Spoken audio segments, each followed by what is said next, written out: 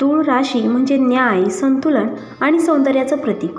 या राशीचे लोक नेहमीच नात्यांमध्ये समतोल साधण्याचा प्रयत्न करतात, शांतता राखतात आणि जीवनातील प्रत्येक गोष्ट सुंदरपणे जगण्याचा प्रयत्न करतात.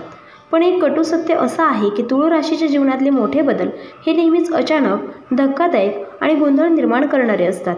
गणेश चतुर्थी हा केवळ उत्सव नाही तर दैवी हस्तक्षेपाचा क्षण आहे.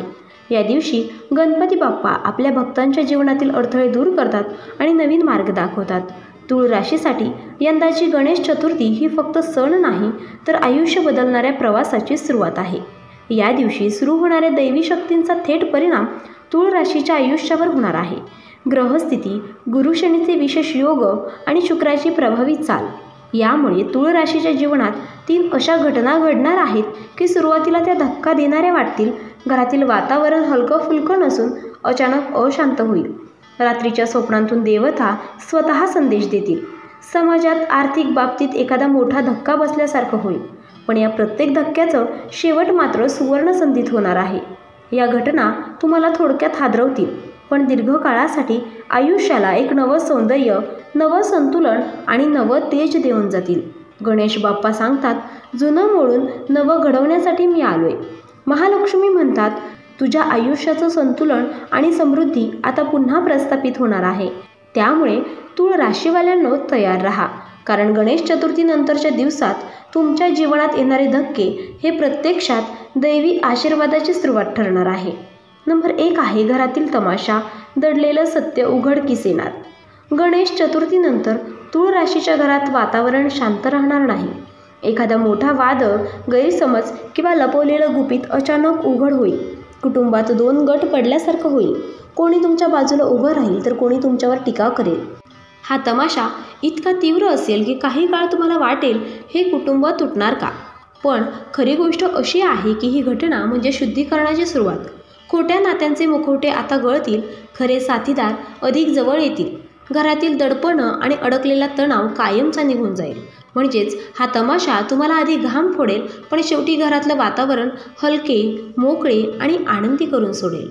नंबर 2 आहे 2 देवतांचं स्वप्न, जीवन बदलणारे दैवी संकेत. गणेश चतुर्थीनंतरच्या काही रात्रींमध्ये तूळ राशीवाल्यांना असे स्वप्न पडतील की ज्यामुळे अंगावर काटा येईल. गणपती बाप्पा स्वप्नात येऊन अडथळे दूर करण्याचं वचन देतील. ते कदाचित एखादं प्रतीक दाखवतील, जसं की मोदक, पुस्तक किंवा मंदिराचा रस्ता. हे तुमच्या भविष्यासाठी गुप्त मार्गदर्शन असेल. महालक्ष्मी देवी स्वप्नात प्रकट होऊन तुमच्या जीवनात धन, सौभाग्य आणि प्रेम यांचा प्रवाह सुरू होणार असल्याचा इशारा देतील. त्या हातात सोन्याचा कलश, नाणी किंवा कमळ दाखवू शकतात. हे स्वप्न इतकं स्पष्ट आणि जिवंत असेल की तुम्हाला सकाळी वाटेल, मी खरोखर देवांना भेटून आलोय का. या दोन्ही देवतांच्या स्वप्नांचा एकच अर्थ आहे, गणपती अडथळे दूर करतील, महालक्ष्मी समृद्धीचा दरवाजा उघडतील आणि तुम्हाला जीवनाचा खरा मार्ग दाखवला जाईल. नंबर 3 आहे आर्थिक व सामाजिक धक्का, सोन्याची संधी. तिसरी घटना ही तूळ राशीवाल्यांसाठी सगळ्यात मोठा धक्का आणि वरदान दोन्ही ठरणार आहे. एखादं काम अचानक बिघडेल, काही लोक तुमच्यावर शंका घेतील किंवा अपमानजनक वागणूक देतील. समाजात तुमचं नाव तात्पुरतं डागाळल्यासारखं होईल. हा क्षण तुम्हाला खूप वेदना देईल, पण याच वेळी नियतीचं गुप्त चक्र फिरायला लागेल. तुम्हाला एखादं जुनं अडकलेले पैसे मिळतील. नवीन नोकरी किंवा व्यवसायाची अशी संधी मिळेल की जिचं तुम्हाला कधी स्वप्नातही वाटलं नसेल.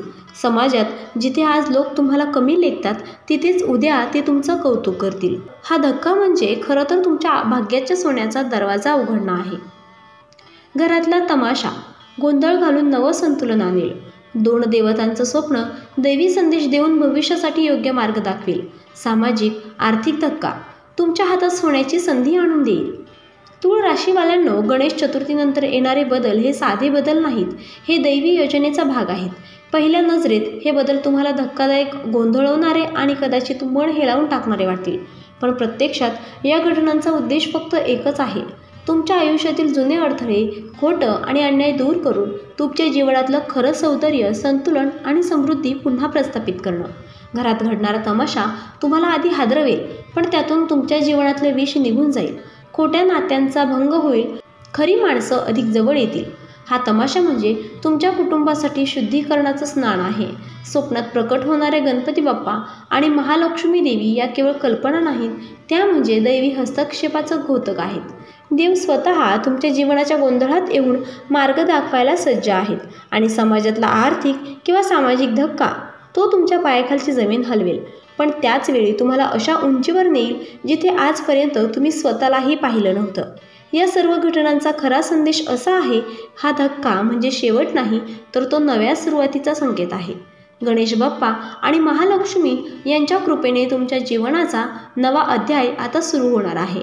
या अध्यायात तुम्हाला मिळेल संपन्नता, योग्य नातेसंबंध, समाजात मान सन्मान आणि सर्वात महत्त्वाचं म्हणजे आतील शांती व संतुलन. तुळ राशीचं खरं वैशिष्ट्य आहे संतुलन आणि सौंदर्य.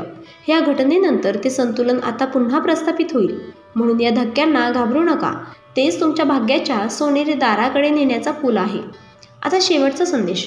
प्रिय तुळ राशीवाल्यांनो, गणेश चतुर्थीनंतरचा हा काळ तुमच्या जीवनातल्या नव्या युगाची सुरुवात आहे. काही घटना तुम्हाला सुरुवातीला हादरवतील, डोळ्यात पाणी आणतील आणि मन अस्वस्थ करतील.